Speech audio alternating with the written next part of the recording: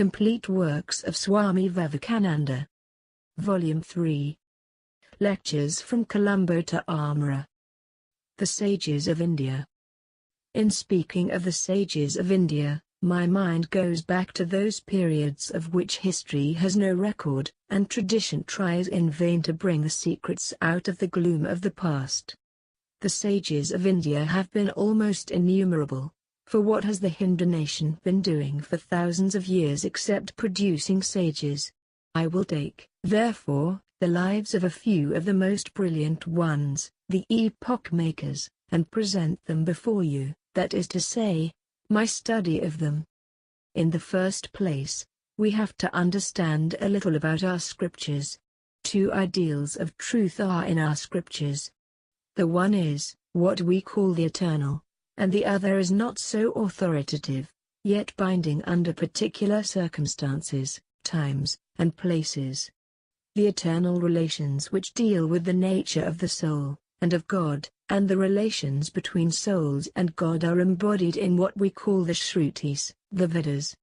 The next set of truths is what we call the Smritis, as embodied in the words of Manu, Yajnavalkya, and other writers, and also in the Puranas, down to the Tantras.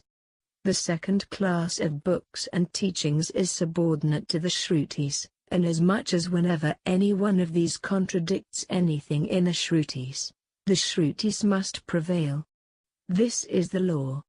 The idea is that the framework of the destiny and goal of man has been all delineated in the Vedas, the details have been left to be worked out in the Smritis and Puranas.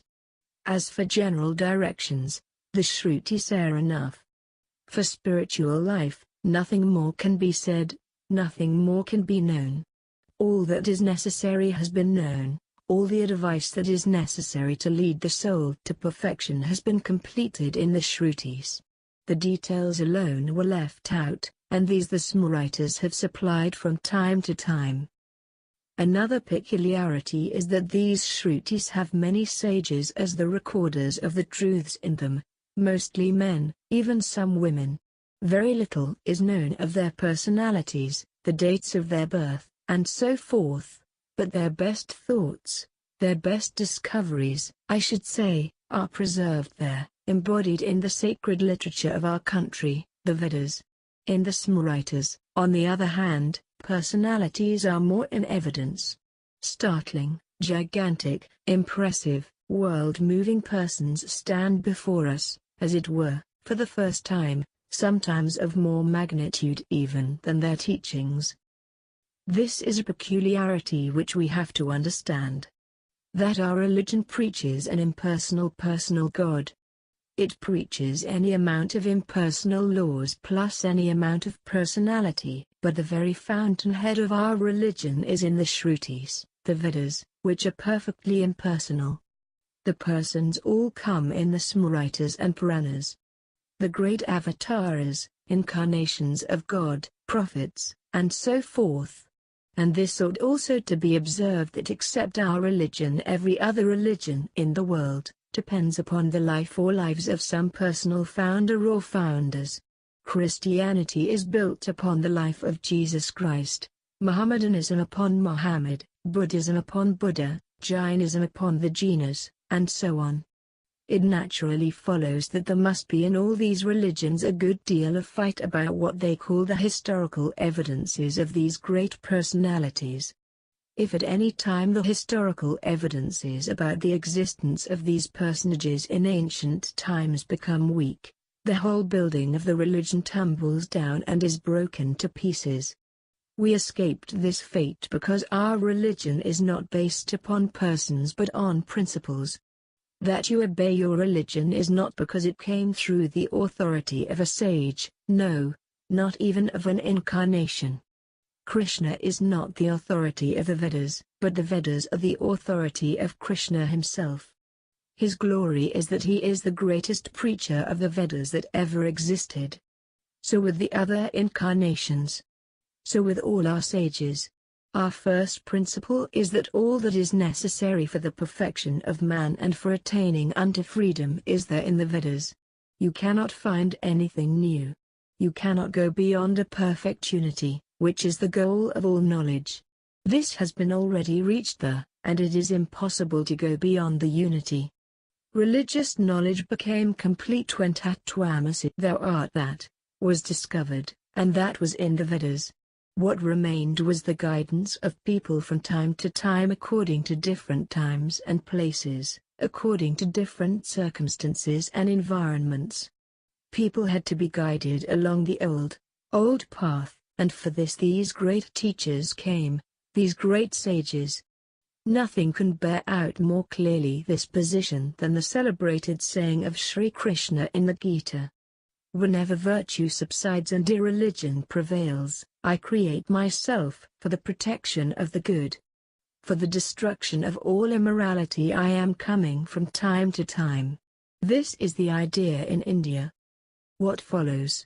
That on the one hand, there are these eternal principles which stand upon their own foundations without depending on any reasoning even, much less on the authority of sages however great, of incarnations however brilliant they may have been. We may remark that as this is the unique position in India, our claim is that the Vedanta only can be the universal religion, that it is already the existing universal religion in the world, because it teaches principles and not persons. No religion built upon a person can be taken up as a type by all the races of mankind. In our own country we find that there have been so many grand characters. In even a small city many persons are taken up as types by the different minds in that one city. How is it possible that one person as Mohammed or Buddha or Christ can be taken up as the one type for the whole world, nay, that the whole of morality, ethics, spirituality, and religion can be true only from the sanction of that one person, and one person alone? Now, the Vedantic religion does not require any such personal authority.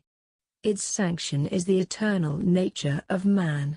Its ethics are based upon the eternal spiritual solidarity of man, already existing, already attained and not to be attained.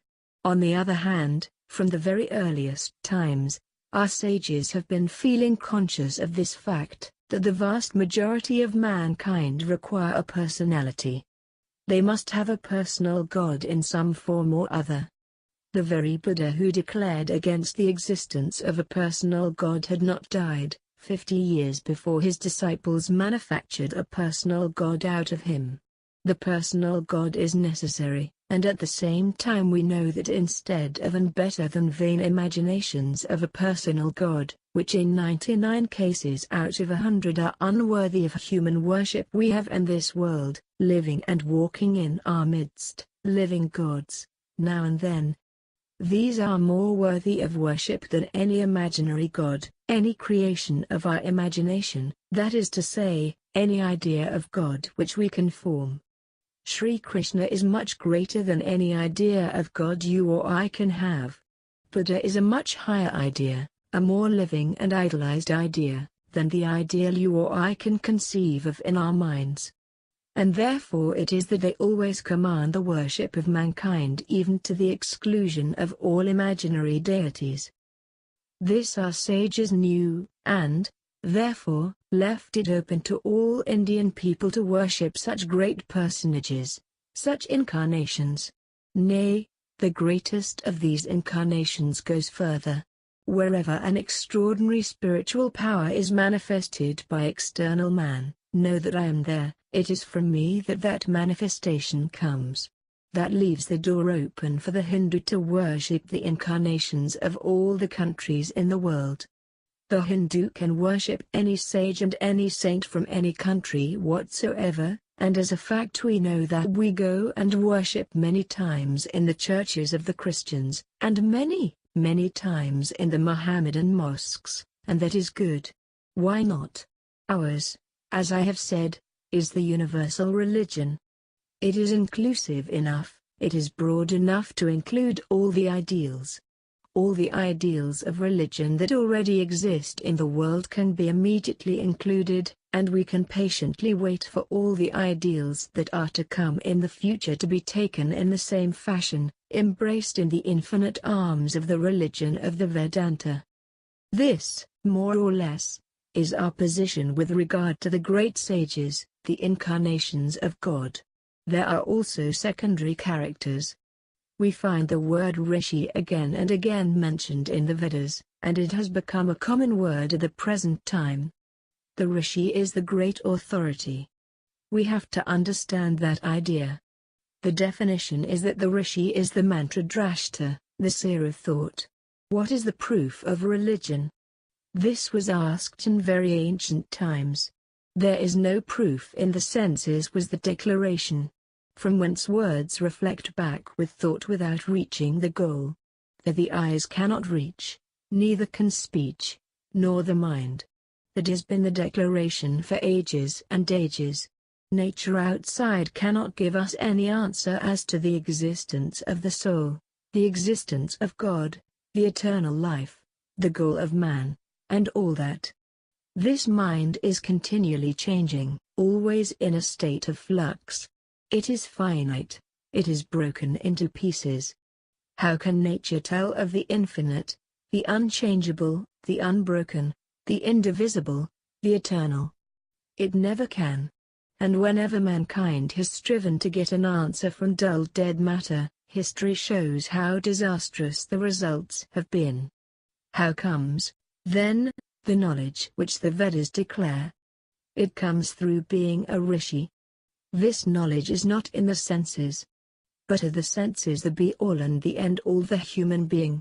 Who dare say that the senses are the all-in-all of man? Even in our lives, in the life of every one of us here, there come moments of calmness, perhaps, when we see before us the death of one we loved, when some shock comes to us, or when extreme blessedness comes to us. Many other occasions there are when the mind, as it were, becomes calm, feels for the moment its real nature, and a glimpse of the infinite beyond, where words cannot reach nor the mind go, is revealed to us. This happens in ordinary life, but it has to be heightened, practiced, perfected. Men found out ages ago that the soul is not bound or limited by the senses, no, not even by consciousness. We have to understand that this consciousness is only the name of one link in the infinite chain. Being is not identical with consciousness, but consciousness is only one part of being. Beyond consciousness is where the bold search lies. Consciousness is bound by the senses. Beyond that, beyond the senses, men must go in order to arrive at truths of the spiritual world, and there are even now persons who succeed in going beyond the bounds of the senses. These are called rishis, because they come face to face with spiritual truths. The proof, therefore, of the Vedas is just the same as the proof of this table before me, pratyaksha, direct perception. This I see with the senses, and the truths of spirituality we also see in a superconscious state of the human soul. This rishi state is not limited by time or place, by sex or race. Vajrayana boldly declares that this rishihood is the common property of the descendants of the sage, of the Aryan, of the non-Aryan, of even the Mlecha.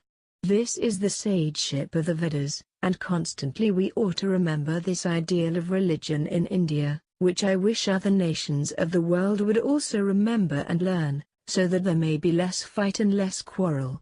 Religion is not in books, nor in theories, nor in dogmas, nor in talking, not even in reasoning. It is being and becoming. My friends, until each one of you has become a rishi and come face to face with spiritual facts, religious life has not begun for you. Until the superconscious opens for you, religion is mere talk, it is nothing but preparation. You are talking second hand, third hand, and here applies that beautiful saying of Buddha when he had a discussion with some Brahmins. They came discussing about the nature of Brahman, and the great sage asked, "Have you seen Brahman?"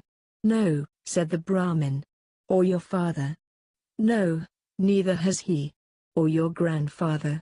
"I don't think even he saw him." "My friend, How can you discuss about a person whom your father and grandfather never saw, and try to put each other down? That is what the whole world is doing. Let us say in the language of the Vedanta, this Atman is not to be reached by too much talk, no, not even by the highest intellect, no, not even by the study of the Vedas themselves. Let us speak to all the nations of the world in the language of the Vedas. Vain are your fights and your quarrels. Have you seen God whom you want to preach? If you have not seen, vain is your preaching. You do not know what you say. And if you have seen God, you will not quarrel. Your very face will shine. An ancient sage of the Upanishads sent his son out to learn about Brahman, and the child came back, and the father asked, "What have you learnt?" The child replied he had learnt so many sciences. But the father said, "That is nothing, go back." And the son went back, and when he returned again the father asked the same question, and the same answer came from the child. Once more he had to go back. And the next time he came, his whole face was shining. And his father stood up and declared, "Today, my child, your face shines like a knower of Brahman. When you have known God, your very face will be changed, your voice will be changed, your whole appearance will be changed. You will be a blessing to mankind. None will be able to resist the Rishi. This is the Rishihood, the ideal in our religion. The rest, all these talks and reasonings and philosophies and dualisms and monisms, and even the Vedas themselves are but preparations, secondary things. The other is primary. The Vedas, grammar, astronomy, etc., all these are secondary. That is supreme knowledge which makes us realize the unchangeable one. Those who realized are the sages whom we find in the Vedas. And we understand how this Rishi is the name of a type, of a class, which every one of us, as true Hindus, is expected to become at some period of our life, and becoming which, to the Hindu, means salvation. Not belief in doctrines, not going to thousands of temples, nor bathing in all the rivers in the world, but becoming the Rishi, the Mantradrashta. That is freedom, that is salvation. Coming down to later times, there have been great world-moving sages, great incarnations of whom there have been many. And according to the Bhagavata, they also are infinite in number, and those that are worshipped most in India are Rama and Krishna. Rama, the ancient idol of the heroic ages, the embodiment of truth, of morality, the ideal son, the ideal husband, the ideal father, and above all, the ideal king. This Rama has been presented before us by the great sage Valmiki. No language can be purer, none chaster, none more beautiful and at the same time simpler than the language in which the great poet has depicted the life of Rama. And what to speak of Sita? You may exhaust the literature of the world that is past, and I may assure you that you will have to exhaust the literature of the world of the future, before finding another Sita. Sita is unique. That character was depicted once and for all. There may have been several Ramas, perhaps, but never more than one Sita. She is the very type of the true Indian woman, for all the Indian ideals of a perfected woman have grown out of that one life of Sita. And here she stands these thousands of years, commanding the worship of every man, woman, and child throughout the length and breadth of the land of Aryavata. There she will always be, this glorious Sita, purer than purity itself, all patience, and all suffering. She who suffered that life of suffering without a murmur, she the ever chaste and ever pure wife, she the ideal of the people, the ideal of the gods, the great Sita, our national god she must always remain. And every one of us knows her too well to require much delineation. All our mythology may vanish, even our Vedas may depart, and our Sanskrit language may vanish forever, but so long as there will be 5 Hindus living here, even if only speaking the most vulgar patois. There will be the story of Sita present. Mark my words. Sita has gone into the very vitals of our race. She is there in the blood of every Hindu man and woman. We are all children of Sita. Any attempt to modernize our women, if it tries to take our women away from that ideal of Sita, is immediately a failure, as we see every day. The women of India must grow and develop in the footprints of Sita, and that is the only way. The next is he who is worshipped in various forms, the favorite ideal of men as well as of women, the ideal of children, as well as of grown-up men. I mean he whom the writer of the Bhagavata was not content to call an incarnation but says, the other incarnations were but parts of the Lord. He, Krishna, was the Lord himself. And it is not strange that such adjectives are applied to him when we marvel at the many-sidedness of his character. He was the most wonderful sannyasin, and the most wonderful householder in one. He had the most wonderful amount of rajas, power, and was at the same time living in the midst of the most wonderful renunciation. Krishna can never be understood until you have studied the Gita, for he was the embodiment of his own teaching. Every one of these incarnations came as a living illustration of what they came to preach. Krishna, the preacher of the Gita, was all his life the embodiment of that song celestial. He was the great illustration of non-attachment. He gives up his throne and never cares for it. He, the leader of India, at whose word kings come down from their thrones, never wants to be a king. He is the simple Krishna, ever the same Krishna who played with the Gopis. Ah, that most marvelous passage of his life, the most difficult to understand, and which none ought to attempt to understand until he has become perfectly chaste and pure, that most marvelous expansion of love, allegorized and expressed in that beautiful play at Vrindavan, which none can understand but he who has become mad with love, drunk deep of the cup of love. Who can understand the throes of the law of the Gopis?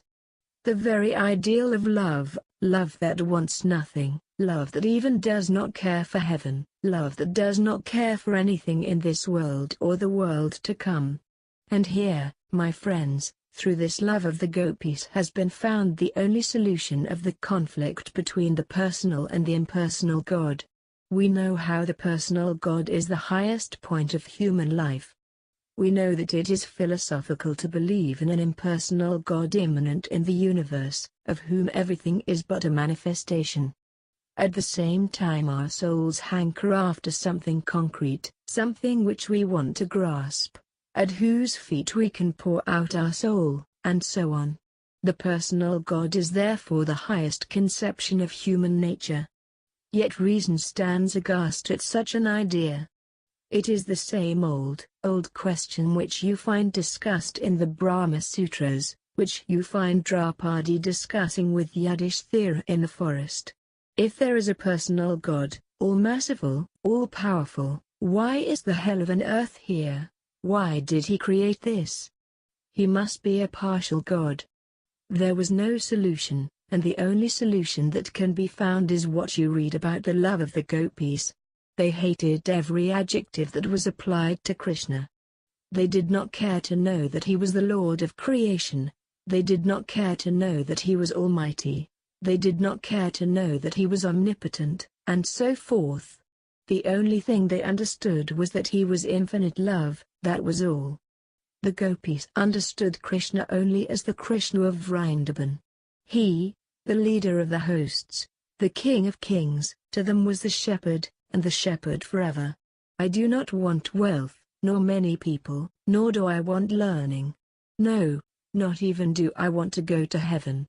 Let one be born again and again, but Lord, grant me this, that I may have love for thee, and that for love's sake. A great landmark in the history of religion is here, the ideal of love for love's sake, work for work's sake, duty for duty's sake. And it for the first time fell from the lips of the greatest of incarnations, Krishna, and for the first time in the history of humanity, upon the soil of India, The religions of fear and of temptations were gone forever, and in spite of the fear of hell and temptation of enjoyment in heaven, came the grandest of ideals: love for love's sake, duty for duty's sake, work for work's sake. And what a love! I have told you just now that it is very difficult to understand the love of the Gopis. There are not wanting fools, even in the midst of us, who cannot understand the marvelous significance of that most marvelous of all episodes. There are, let me repeat, impure fools, even born of our blood, who try to shrink from that as if from something impure. To them I have only to say, first make yourselves pure. And you must remember that he who tells the history of the love of the Gopis is none else but Shukadeva. The historian who records this marvelous love of the Gopis is one who was born pure, the eternally pure Shuka, the son of Vyasa. So long as there is selfishness in the heart, so long is love of God impossible. It is nothing but shopkeeping. I give you something. O Lord, you give me something in return. And says the Lord, if you do not do this, I will take good care of you when you die. I will roast you all the rest of your lives. Perhaps, and so on. So long as such ideas are in the brain, how can one understand the mad throes of the Gopis' love? Oh, for one kiss of those lips.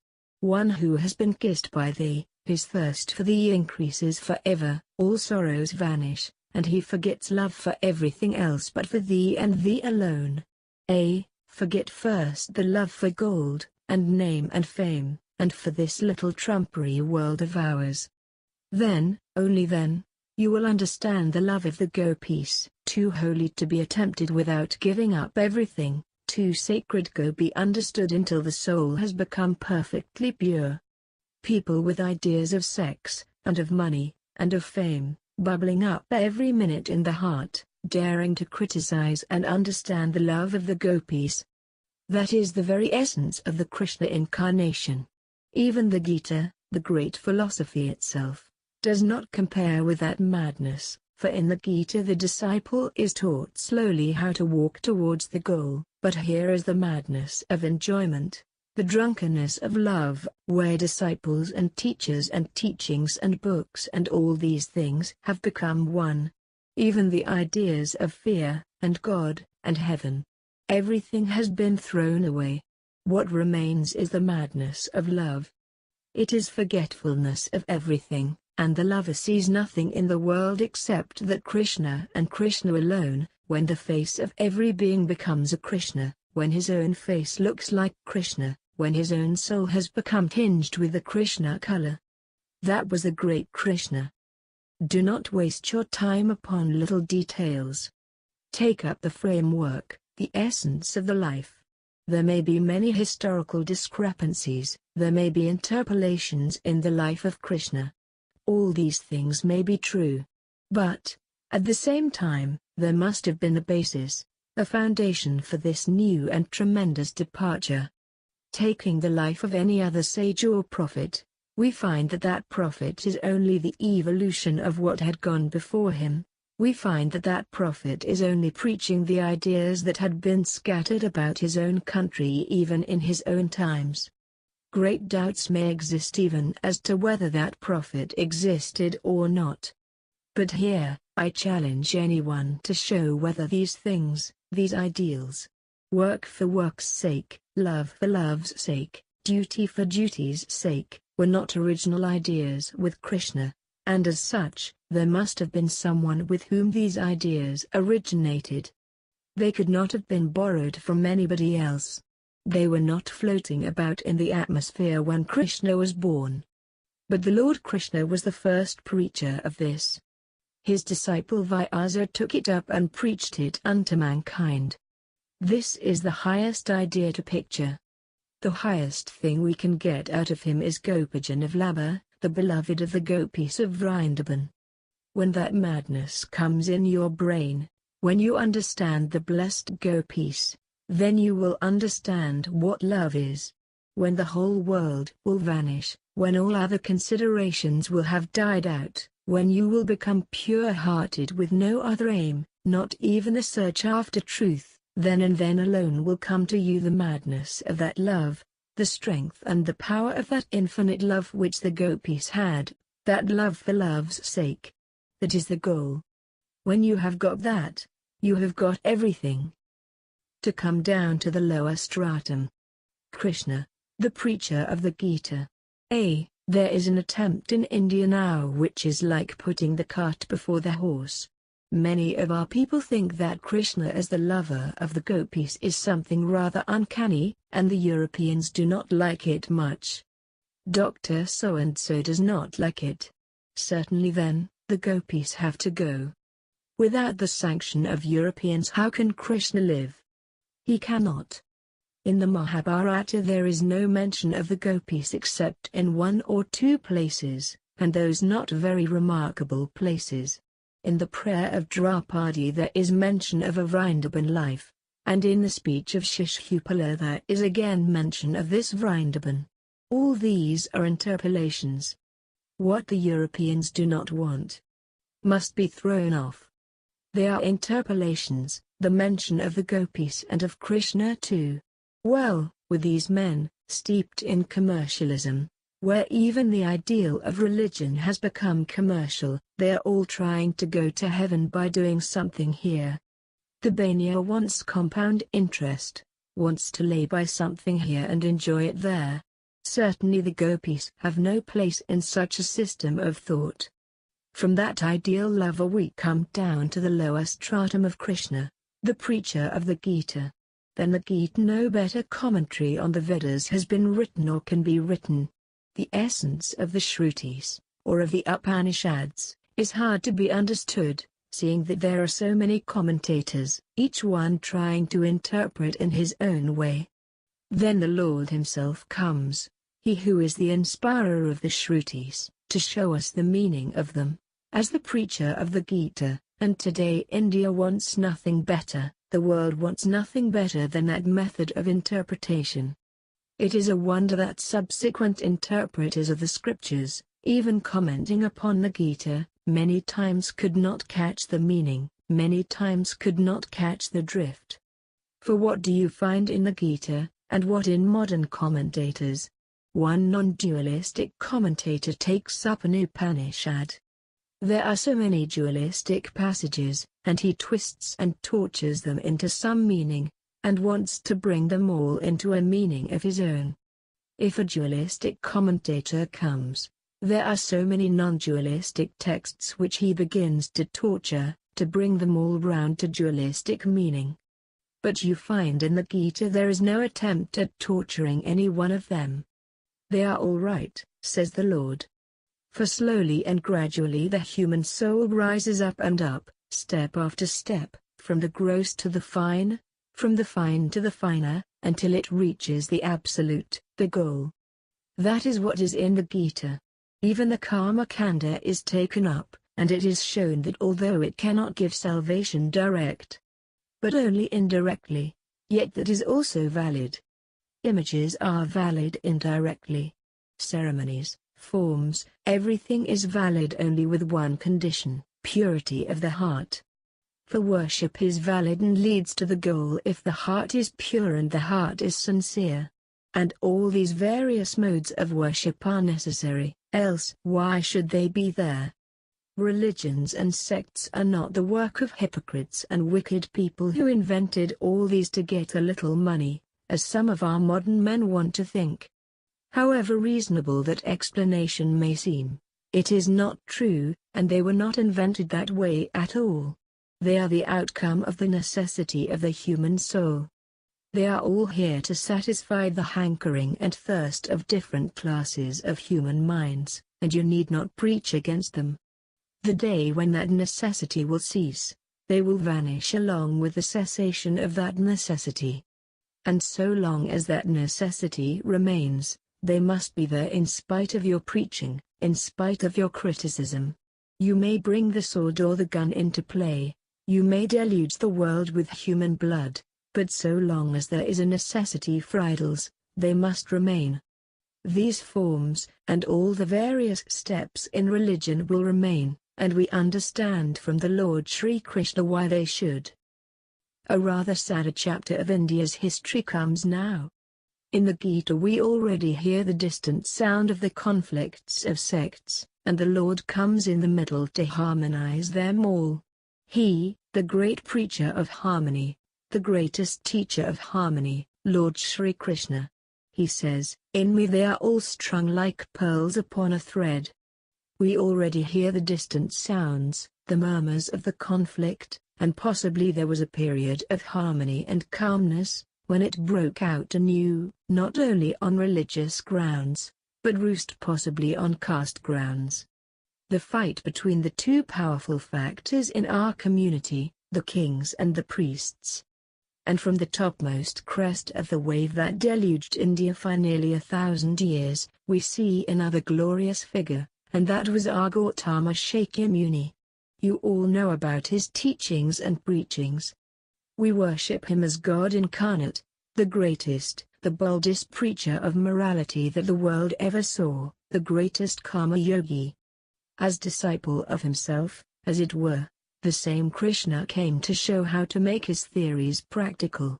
There came once again the same voice that in the Gita preached, "Even the least bit done of this religion saves from great fear." Women, or Vaishyas, or even Shudras, all reach the highest goal. Breaking the bondages of all, the chains of all, declaring liberty to all to reach the highest goal, come the words of the Gita, rolls like thunder the mighty voice of Krishna. Even in this life they have conquered relativity, whose minds are firmly fixed upon the sameness, for God is pure and the same to all, therefore such are said to be living in God. Thus seeing the same Lord equally present everywhere, the sage does not injure the self by the self, and thus reaches the highest goal. As it were to give a living example of this preaching, as it were to make at least one part of it practical, the preacher himself came in another form, and this was Shakyamuni, the preacher to the poor and the miserable, he who rejected even the language of the gods to speak in the language of the people, so that he might reach the hearts of the people, he who gave up a throne to live with beggars, and the poor, and the downcast, he who pressed the pariah to his breast like a second Rama. You all know about his great work, his grand character. But the work had one great defect, and for that we are suffering even today. No blame attaches to the Lord. He is pure and glorious, but unfortunately such high ideals could not be well assimilated by the different uncivilized and uncultured races of mankind who flocked within the fold of the Aryans. These races, with varieties of superstition and hideous worship, rushed within the fold of the Aryans and for a time appeared as if they had become civilized, but before a century had passed they brought out their snakes, their ghosts, and all the other things their ancestors used to worship, and thus the whole of India became one degraded mass of superstition. The earlier Buddhists in their rage against the killing of animals had denounced the sacrifices of the Vedas. And these sacrifices used to be held in every house. There was a fire burning, and that was all the paraphernalia of worship.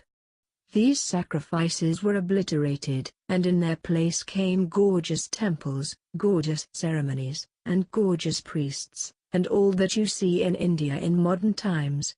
I smile when I read books written by some modern people who ought to have known better, that the Buddha was the destroyer of Brahminical idolatry. Little do they know that Buddhism created Brahmanism and idolatry in India. There was a book written a year or two ago by a Russian gentleman, who claimed to have found out a very curious life of Jesus Christ, and in one part of the book he says that Christ went to the temple of Jagannatha to study with the Brahmins, but became disgusted with their exclusiveness and their idols, and so he went to the lamas of Tibet instead, became perfect, and went home. To any man who knows anything about Indian history, that very statement proves that the whole thing was a fraud, because the temple of Jagannatha is an old Buddhistic temple. We took this and others over and re-Hinduised them. We shall have to do many things like that yet. That is Jagannatha, and there was not one Brahmin there then, and yet we are told that Jesus Christ came to study with the Brahmins there. So says our great Russian archaeologist. Thus, in spite of the preaching of mercy to animals, in spite of the sublime ethical religion, in spite of the hair-splitting discussions about the existence or non-existence of a permanent soul, the whole building of Buddhism tumbled down piecemeal. And the ruin was simply hideous. I have neither the time nor the inclination to describe to you the hideousness that came in the wake of Buddhism.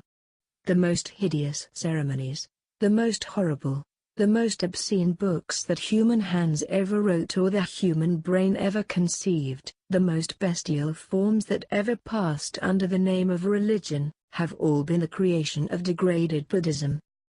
But India has to live, and the Spirit of the Lord's descended again. He who declared, "I will come whenever virtue subsides," came again, and this time the manifestation was in the south, and up rose that young Brahmin of whom it has been declared that at the age of 16 he had completed all his writings. The marvelous boy Shankaracharya arose.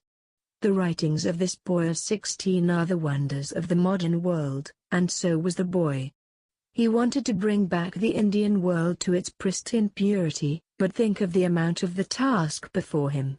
I have told you a few points about the state of things that existed in India. All these horrors that you are trying to reform are the outcome of that train of degradation. The Tatars and the Balukis and all the hideous races of mankind came to India and became Buddhists, and assimilated with us, and brought their national customs, and the whole of our national life became a huge page of the most horrible and the most bestial customs. That was the inheritance which that boy got from the Buddhists, and from that time to this, the whole work in India is a reconquest of this Buddhistic degradation by the Vedanta. It is still going on, it is not yet finished. Shankara came, a great philosopher, and showed that the real essence of Buddhism and that of the Vedanta are not very different, but that the disciples did not understand the master and have degraded themselves, denied the existence of the soul and of God, and have become atheists.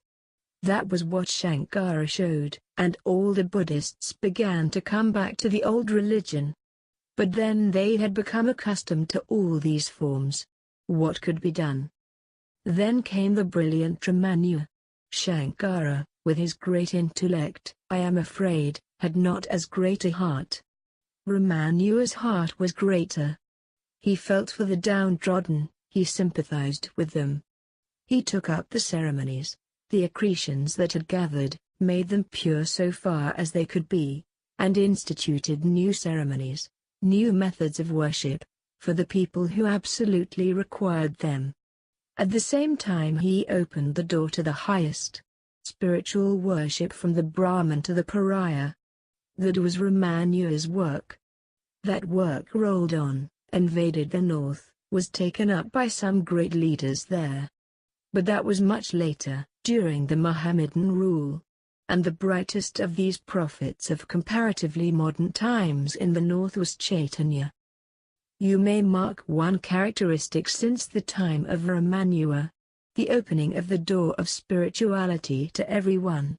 That has been the watchword of all prophets succeeding Ramanuja, as it had been the watchword of all the prophets before Shankara. I do not know why Shankara should be represented as rather exclusive. I do not find anything in his writings which is exclusive. As in the case of the declarations of the Lord Buddha, this exclusiveness that has been attributed to Shankara's teachings is most possibly not due to his teachings, but to the incapacity of his disciples. This one great northern sage, Chaitanya, represented the mad love of the Gopis. Himself a Brahmin, born of one of the most rationalistic families of the day, himself a professor of logic fighting and gaining a word victory. For this he had learnt from his childhood as the highest ideal of life, and yet through the mercy of some sage the whole life of that man became changed. He gave up his fight, his quarrels, his professorship of logic, and became one of the greatest teachers of bhakti the world has ever known. Mad Chaitanya. His bhakti rolled over the whole land of Bengal, bringing solace to everyone. His love knew no bounds. The saint or the sinner, the Hindu or the Mohammedan, the pure or the impure, the prostitute, the street walker, all had a share in his love, all had a share in his mercy. And even to the present day, although greatly degenerated, as everything does become in time, his sect is the refuge of the poor, of the downtrodden, of the outcast, of the weak, of those who have been rejected by all society. But at the same time I must remark for truth's sake that we find this. In the philosophic sects we find wonderful liberalisms. There is not a man who follows Shankara who will say that all the different sects of India are really different. At the same time he was a tremendous upholder of exclusiveness as regards caste. But with every Vaishnavite preacher we find a wonderful liberalism as to the teaching of caste questions, but exclusiveness as regards religious questions. The one had a great head, the other a large heart, and the time was ripe for one to be born, the embodiment of both this head and heart. The time was ripe for one to be born who in one body would have the brilliant intellect of Shankara and the wonderfully expansive, infinite heart of Chaitanya. One who would see in every sect the same spirit working, the same God. One who would see God in every being, one whose heart would weep for the poor, for the weak, for the outcast, for the downtrodden, for everyone in this world, inside India or outside India. And at the same time whose grand brilliant intellect would conceive of such noble thoughts as would harmonize all conflicting sects, not only in India but outside of India, and bring a marvelous harmony, the universal religion of head and heart into existence. Such a man was born, and I had the good fortune to sit at his feet for years. The time was ripe. It was necessary that such a man should be born, and he came. And the most wonderful part of it was that his life's work was just near a city which was full of Western thought, a city which had run mad after these Occidental ideas, a city which had become more Europeanized than any other city in India. There he lived, without any book learning whatsoever. This great intellect never learned even to write his own name. Later research has shown that although Sri Ramakrishna was almost illiterate in the Western sense, he could read and write Bengali, but the most graduates of our university found in him an intellectual giant. He was a strange man, this Shri Ramakrishna Paramahamsa. It is a long, long story, and I have no time to tell anything about him tonight. Let me now only mention the great Shri Ramakrishna, the fulfillment of the Indian sages, the sage for the time, one whose teaching is just now, in the present time, most beneficial, and mark the divine power working behind the man. The son of a poor priest, born in an out-of-the-way village, unknown and unthought of, today is worshipped literally by thousands in Europe and America, and tomorrow will be worshipped by thousands more. Who knows the plans of the Lord? Now, my brothers, if you do not see the hand, the finger of providence, it is because you are blind, born blind indeed. If time comes, and another opportunity, I will speak to you more fully about him. Only let me say now that if I have told you one word of truth, it was his and his alone, and if I have told you many things which were not true, which were not correct, which were not beneficial to the human race, they were all mine, and on me is the responsibility.